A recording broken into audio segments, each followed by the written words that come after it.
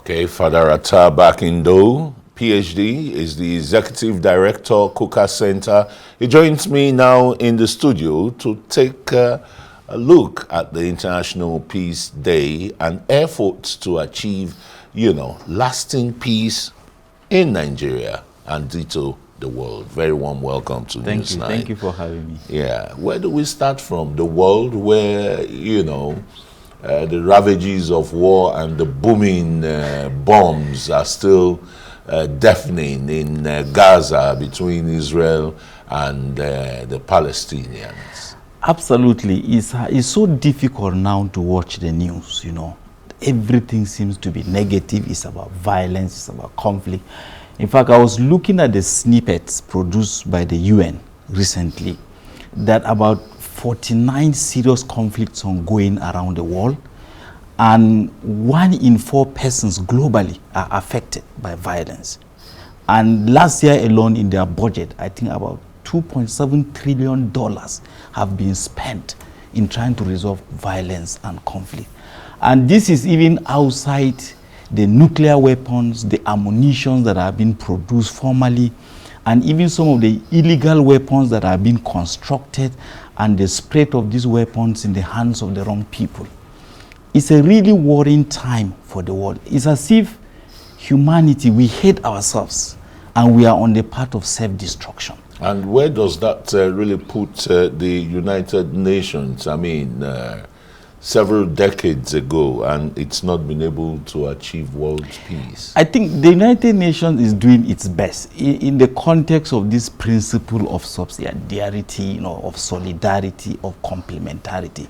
But at the same time, there's a principle of sovereignty. And a lot of nations, don't like you to interfere too much, really, in their countries. And you remember that those who work for the UN, they are also citizens of the world. They live like us. So it's really a trying time. Maybe, I don't know, it's time to rejig things, to restructure things. But ultimately, I think that we need peace. And this peace seems to be eluding Nigeria. Before, we're accused of, wanting to remove the peck in some other person's eyes, and we've not removed the log in ours. How has the Kuka Center and the Secretariat of the National Peace Committee or movement been managed, since its establishment in 2015? And what real impact would you say it has made in bringing peace? Conflicts everywhere in Nigeria too. I think first I will need to start with the mandate of the Peace Committee itself. A lot of people probably are not aware. One of them is to support and intervene to ensure that there's credible, peaceful elections. That's why they bring people together to sign peace accords. But the second level is to intervene in other issues of conflict that may not directly be linked with elections, but have the potential to impact on the elections. And most of the engagements of the members of the National Peace Committee are not easily known to the public, because there are back-channel negotiations. We call people, we talk to them, we advise. And since it is a sort of a moral intervention, because they don't have the constitutional powers to prosecute, to arrest, rather than to advise. So I think, apart from what the engagements at the national level, the Peace Committee has also done so well in stepping that down to the subnational, to the level of the states. For example, we are working in a consortium called Tetra Tech. One of the things we have done is to ensure that we provide protocols and guidelines, especially for these informal security networks that have been set up by different states, because the army probably is overwhelmed. And you have communities, and you think what the armed forces cannot achieve, it's civilian JTFs or hunters that will achieve it? I think that security is very local, and we cannot ignore local communities. They know their territories, they speak the language, they understand the context. But they don't understand the language of peace. Why has that, the Peace Secretariat not dovetailed, to the local communities? When you look at the composition of the eminent Nigerians that are there, Bishop Kuka, for example, the Sultan of Sokoto, Cardinal John Oneko, former head of state, Abdul Salami Abubakar, how much outreach do they get to, you know, the warriors who are occupying Nigeria today? The bandits, the terrorists, and no, the it's rest? important to understand that they have the influence, they have the respect, but they don't have the gift of bilocation.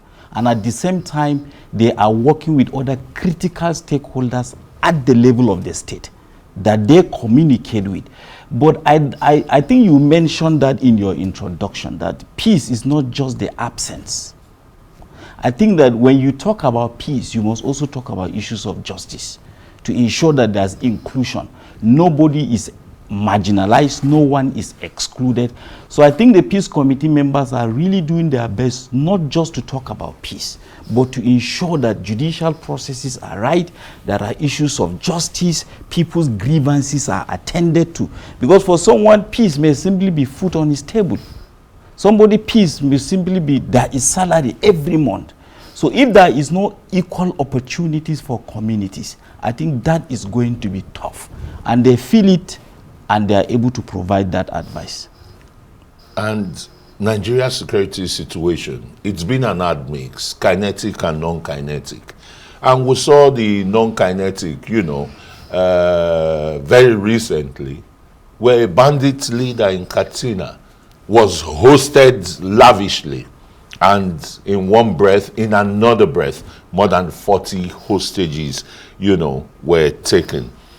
What some school of thought are saying is that what other strategies, you know, can be brought in to ensure, you know, peace that is not of the grave side? Haven't employed kinetic and non-kinetic?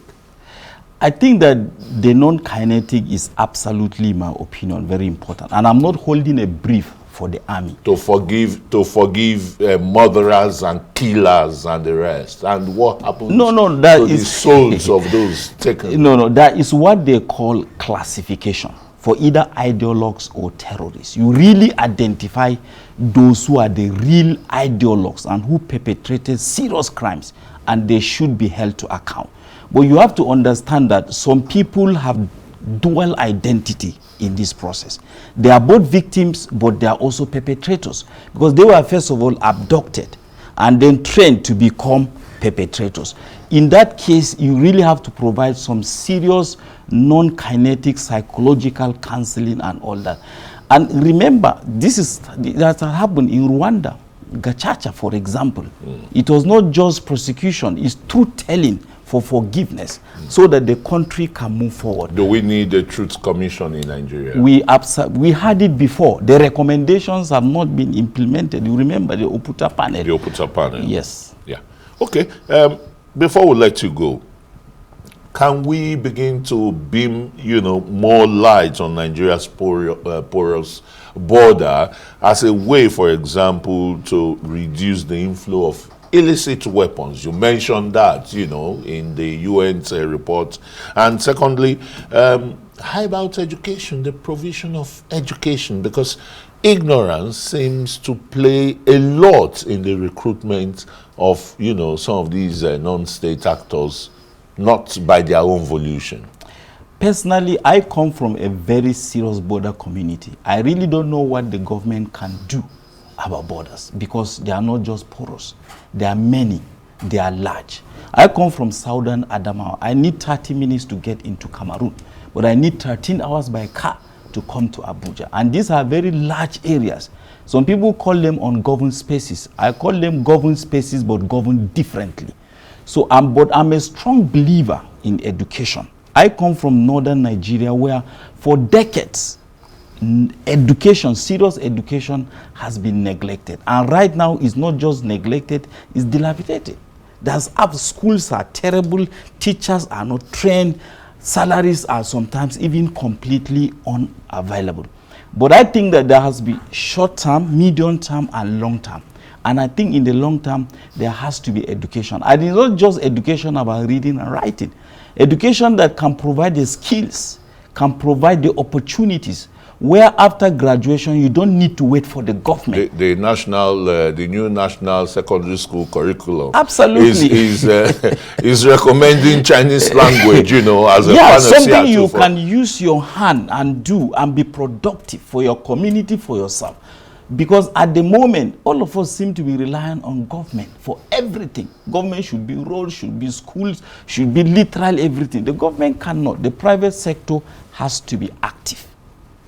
Thank you very much. The private sector should be active, and even the local communities too should, you know, open their eyes really wide.